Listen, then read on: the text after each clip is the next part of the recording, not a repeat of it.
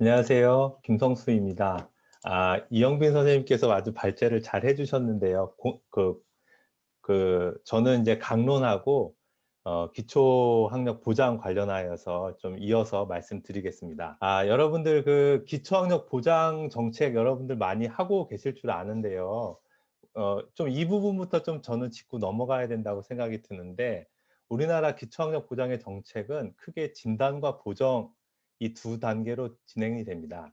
그 진단은 아시겠지만 부족한 학생들을 선별하고 원인을 찾는 단계고, 보정 단계는 그 원인에 맞춰서 처방된 내용을 실행하는 단계입니다. 아래 이 그림을 보시면 그 2019년에 이제 기초학력 지원 내실화 방안인데요. 이 표를 보고 저는 놀랐습니다. 보면은 진단을 3번, 보정을 3번 이런 형태로 이제 진행이 되면서 그 기초학력이 없는, 그러니까 떨어진 학생, 부족한 학생들을 이제 개선시키겠다는 어떤 정책인데요. 사실 우리가 한번 좀 생각해 봐야 됩니다, 이 정책을. 과연 선생님들 이 정책이 기초학력이 부족한 학생들을 향상시킨다고 생각하십니까? 저는 그렇지 않다라고 생각합니다. 이 정책 자체가 문제라고 생각하는데, 첫 번째는 이 정책 자체 안에서 일단 학생들은 굉장히 이렇게 열등감이나 이제 무기력함을 이제 느끼게 되고요. 뭐 시험을 보고 점수가 낮은 학생을 불러 가지고 남아서 뭐 어떤 프로그램을 해라 뭐 이런 하면서 초등학생들은 어떤지 모르겠지만 중학생들은 굉장히 또 열등감을 갖게 되고, 더 중요한 문제는 저는 교사인 것 같습니다. 교사가 학습 부진을 해결하는 주체라기보다는 보고자, 그다음에 뭐 프로그램 진행자, 뭐 이렇게 그 아이들을 직접 만나서 그 문제를 해결하려는 주체가 아니라 어떤 행정적인 것들을 뭐 이렇게 "우리 학교 몇 명입니다." 뭐 이런 걸 이렇게 보고하는 사람의 어떤 그런 입장에 인제 서게 되더라고요. 그다음에 인제 어떻게 보면은 인정 편향과 확증 편향으로 그 학습 부진이 해결이 안 된다는 거예요. 그러니까 인정 편향이라는 것은 사실은 기초학력이 부족한 아이가 뭐 중학교 정도 되면은 아이들이 정서적인 문제라든지 뭐 인지적인 문제 이런 것들이 굉장히 복합적이거든요. 근데 무엇이라고 딱 문제를 딱 짚고 하나가 문제라고 이렇게 결정을 내 버리잖아요. 그렇게 인정을 딱 해 버린 다음에는 다른 문제들은 보지 않는다는 거예요. 그다음에 그 문제를 무엇인가 해결하려고 무엇인가 투입하면 반드시 어떤 좋은 결과가 있다라고 결과 보고가 나오지만, 사실은 그것을 투입해서 그런 것인지 다른 것이 투입되어서 그런지는 이게 결정이 확정할 수 없다라는 거예요. 그래서 이런 문제들로 인하여서 사실은 진단과 보정 방식의 기초학력의 그 해결 문제는 최소한 중학교 이상에서는 '효과가 없다.'라는 생각이 들고, 다른 대안을 좀 찾아야 된다고 생각합니다. 그럼 대안이 뭐냐? 그러니까 제가 있는 덕양중학교에서 좀 해본 건데요. 이런 거예요. 그 작년에 우리가 그 음 아이들이 학교를 안 왔잖아요. 등교를 많이 안 했기 때문에 선생님들이 그런 문제 가지고 많이 고민하면서 저희가 인제 한 달에 한 번 생활교육 협의회를 했어요. 생활교육 협의를 해 가지고 어 여러 선생님들이 이 학생에 대해서 우리 한번 이야기를 해 봅시다. 저 학생에 대해서 이야기를 해 봅시다." 그런 학생들을 다 추천을 받았어요. 추천을 받고 선생님들이 그 학생들을 이렇게 놓고서 저희도 인제 오프라인, 그러니까 온라인으로 인제 줌에서 인제 회의를 했는데, 여기 보시면은 뭐 이 학생들은 과제에 잘 참여하지 않는 학생들인데, 이 그래프를 보시면 이게 인제 빅캔버스에서 우리 같이 논의하면서 이게 끄적끄적 됐던 건데, 뭐 과제를 참여하지 않는 학생은 이런 학생인데 그 학생은 게임 때문에 참여하지 않는 것 같아. 아니면 그 학생은 특수 교육이 좀 필요한 것 같아. 이 친구들은 아니면은 전문 학습 상담이 필요한 것 같아. 이런 것들을 하나하나 이렇게 좀 나눠 본 거예요. 나눠 보고 어떤 학생은 따로 불러서 서클하게 하고, 어떤 학생은 이 친구들은 그냥 등교를 시키면 제대로 될 것 같아. 이런 식으로 한 명 한 명에 대해서 그 아이들의 그런 그 해결책들을 선생님들이 어떤 뭐 시험을 보는 것이 아니라 논의를 통하여서 아이들에게 어떤 것들이 필요한지 결정하고 그것들을 실제로 투입해 보는 거죠. 그러니까 이런 방식이 오히려 그 아이들에게 개별적인 어떤 학생들 맞춤의 어떤 계획들로 해서 진단과 보정이 아니라 이런 방식으로 이제 아이들을 좀 이렇게 아이들에게 맞는 교육을 해야 된다는 거죠. 근데 이런 사례는 사실은 그 갈매고 아까 인제 이영빈 선생님께도 말씀하셨지만 갈매고에서도 이런 일들이 진행된다고 하는 이야기를 들었습니다. 그러니까 갈매고도 사실은 이렇게 많이 공부를 잘하지 못하는 친구들이 인제 모이는데 그런 친구들을 놓고서 맨 처음에 인제 공유, 그러니까 해당 학년 선생님들께서 담임 선생님들이 모여 가지고 기준을 정한다는 거예요. 기초 학력이 부족한 친구, 우리에게 더 이렇게 돌봄이 필요한 친구가 누군지, 뭐 엎드려 자는 친구, 뭐 과제를 안 하는 친구 이렇게 정한다는 거예요. 그다음에 협력 단계는 뭐냐면은 그 학생하고 그 학생 학부모님하고 담임 선생님하고 모여 가지고 그 학생이 어떠한 공부를 할지 같이 계획을 세운다는 거예요, 같이 계획을. 그다음에 지원 단계는 그 학생이 그것들을 실질적으로 해 나갈 수 있도록 교사와 학부모가 같이 지원하고 그 주도권은 학생에게 있는 거죠. 그다음에 인제 해소 단계는 이렇게 계획을 한번 마무리한 다음에는 학생이 스스로 무엇인가를 이렇게 이제 스스로 할 수 있는 설계할 수 있는 과정들을 제공한다는 겁니다. 저는 이렇게 하여튼 학생 한 명 한 명에 대해서 개별화된 교육 과정을 만들어 나갈 때 사실은 기초 학력의 문제가 해결을 될 거라고 생각합니다. 그래서 우리가 인제 클리닉이라는 말을 자주 쓰는데 클리닉이라는 건 사실은 병원이라는 뜻이고, 그러니까 클리닉 대상이라는 건 사실 아프다는 건데 우리가 기초 학력이 부족하다는 아이를 아프다고 보는 것이 과연 맞는 관점이냐, 이런 것들을 교사들이 좀 생각해야 된다고 생각합니다. 그 학생들은 그냥 아픈 것이 아니라 다른 목표, 그다음에 다른 방법, 그다음에 다른 내용들을 배운다면 아이들이 주체로서 충분히 배움의 기회를 가질 수 있는 대상이다. 이렇게 봐야 된다는 것입니다. 그리고 어 그 학생들에게 우리가 계속 뭐 이렇게 진단과 보정에 대한 계획들이 계속 나오면은 교사들이 그 교육청에 나온 계획대로 그냥 실행하는 거잖아요. 그게 아니라 아까 이영빈 선생님께서 발제하신 것처럼 이런 학생들에 대한 그런 개별화된 교육을 제공해야 된다는 것이 국가교육과정의 총론에 명시되고, 그것에 맞춰서 교사가 주체적으로 아이들의 어떤 개별화 교육 과정을 만들어내서 실행할 때 그럴 때 인제 그 기초 학력이 부족한 친구들이 나아질 수 있다는 것입니다. 두 번째는 이제 그러면은 소외된 학생을 최소화하는 교과를 만들기 위해서 어떻게 해야 되느냐. 사실은 우리가 소외된다는 것은 강론, 우리가 가르치는 교과 뭐 영어, 수학, 과학 이런 데서 사실 소외되는 거잖아요. 근데 이런 소외되는 학생들을 최소화하기 위해서 교육 과정에서는 어떤 노력을 해야 되는지 말씀드리겠습니다. 아 학 어 소외된 학생을 최소화하는 교과가 되기 위해서는 세 가지 기준이 있습니다. 첫 번째는 아 선수학습 이수 여부와 상관없이 배울 수 있는가. 이것이 교육 과정에서 아이들이 소외 없이 배우기 위해서는 첫 번째로 중요하고요. 두 번째는 학생들의 삶과 연계된 내용인가. 그다음에 세 번째는 배우는 즐거움을 느낄 수 있는가.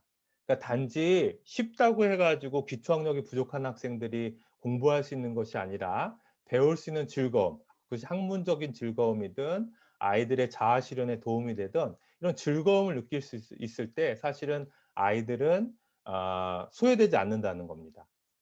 그런데 제가 수학 교사지만 가장 이런 것에 반대되는 것이 지금의 수학 교육 과정이 아닌가 싶습니다. 선수학습이 제대로 되지 않으면 배울 수 없고 삶과 연계되는 게 굉장히 찾기 어렵고 배우는 즐거움을 느낄 수 없는 것이죠. 근데 사실은 수학이 원래 그런 것이 아니라 우리나라 수학 교육 과정의 문제라는 것입니다. 여기 인제 계신 분들이 뭐 수학 교육 과정이 아니시기 때문에 이해가 안 되실 수도 있지만 우리가 인제 사실은 다른 교과에서도 이렇게 소외를 유발하는 교육 과정을 찾아서 개선을 해야 된다. 그것이 저는 이번 교육 과정 개정에 굉장히 중요한 교사의 미션이 아닐까 하는 생각이 듭니다. 이번에 뭐 국민과 함께하는 뭐 국가 교육 과정 개정을 이야기하고 있는데 교사들은 내가 가르친 교과에서 교육 과정 때문에 아이들이 소외되는 부분은 없는지 좀 찾아보고 그것에 대해서 우리는 개선해 달라. 그런 얘기를 해야 된다고 저는 생각이 들고요. 그래서 사례로 일단은 수학을 먼저 좀 말씀드려 보겠습니다. 아 제일 인제 수학 저희가 인제 수포자 아이들하고 인터뷰를 좀 했는데 대부분의 아이들이 가파른 계단형 수학 교육 과정 때문에 수학을 포기한다고 얘기를 합니다. 그러니까 고등학교 2 학년 되면은 대학 가고 싶어 가지고 다시 수학을 공부한다고 하는데 수포자들도. 그러면은 고등학교 2 학년 거를 배우기 위해서 초등학교 6 학년 심지어는 중학교 1 학년까지 이렇게 쭉쭉쭉쭉 내려가야 되는 거예요. 그러니까 다시 올라가기 힘든 거죠. 근데 그렇게 된 이유는 사실은 원래 수학 교육이 그런 것이 아니라 우리나라 수학 교육 과정이 대학에서 수학을 배우기 위한 역순으로 짜여져 있기 때문인 거예요.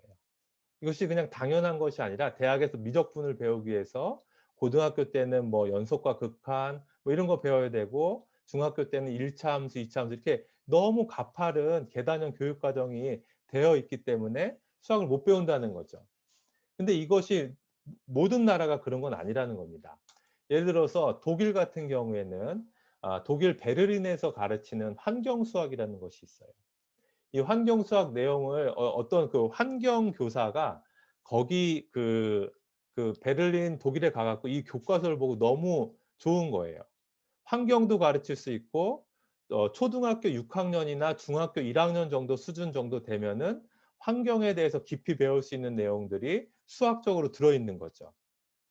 그러니까 이런 내용들 그러니까 여기서 제가 제시한 내용은 뭐 이런 거죠. 뭐 어떤 에스프레소 커피에 뭐 이렇게 캡슐을 만드는데 이걸 재활용하는 게 좋은지 새로 만드는 것이 좋은지 수학적으로 따져보는 내용들이거든요. 근데 이런 내용들이 중학교 1 학년, 중학교 2 학년 수준이면 가능한 한 거라는 거죠. 이런 내용이라든지 아니면 우리나라에도 있습니다. 우리나라 성남의 금융고에서 인제 상업 수학이라고 그 신설 과목을 개설하여서 그러니까 경기도 인정 도서인데 상업 수학을 이렇게 가르치는데 상업 수학 요 표를 보시면은 대단원 대영역 보시면은 수와 단위예요. 그러니까 수체계부터 다시 가르쳐요. 고등학교 1 학년인데.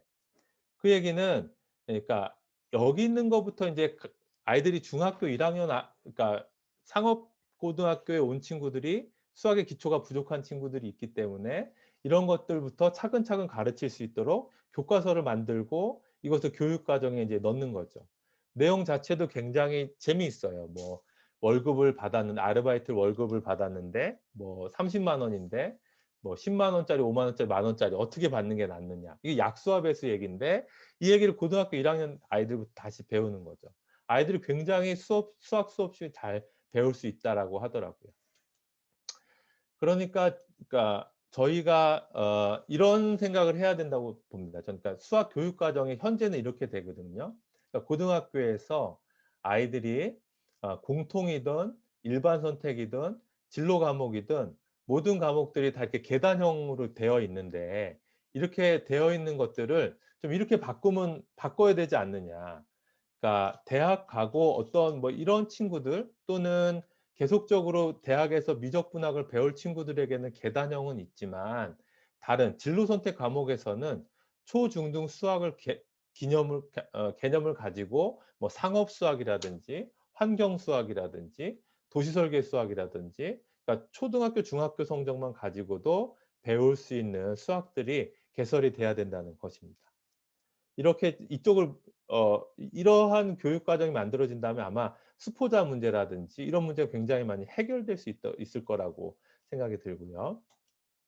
그다음에 두 번째는 초등학교하고 중학교하고 굉장히 수학 교육 과정이 단절돼 있어요.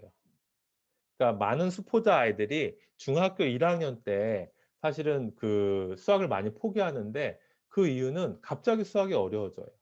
갑자기 수학이 어려워지는 이유는 사실은 가장 중요한 것은 초등학교 수학 교육 과정을 만드는 사람하고 중학교 수학 교육 과정 만든 사람하고 만나지 않아요.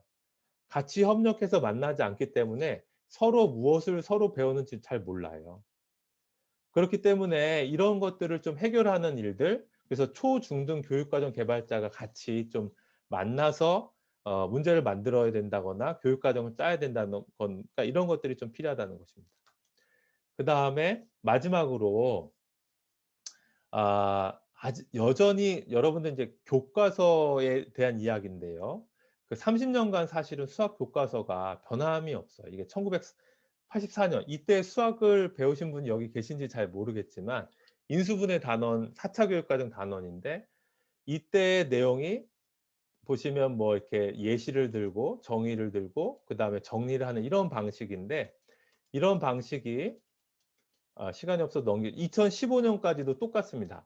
칼라로 바뀌었고 그림만 들어가고 그렇지만 동일하게 예시가 되어 있고 정의가 되어 있고 정리가 되어 있어요. 그러니까 교육 과정이 계속 바뀜에도 바뀌지만 아이들에게 영향을 주는 어떤 교과서의 방식들이 굉장히 불친절하다는 것이죠. 이런 부분에 대해서 이제 교사들이 좀 국가교육 과정을 만들 때부터 요구를 하고 해야 된다는 것입니다.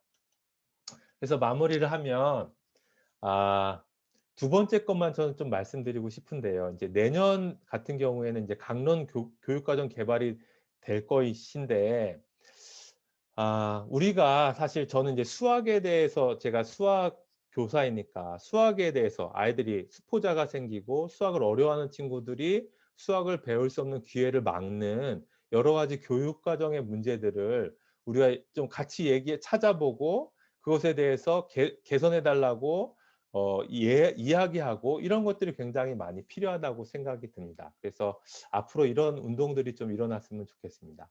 예, 여기서 마치겠습니다. 네, 감사합니다. 김성수 선생님께서 지금 기초학력 정책에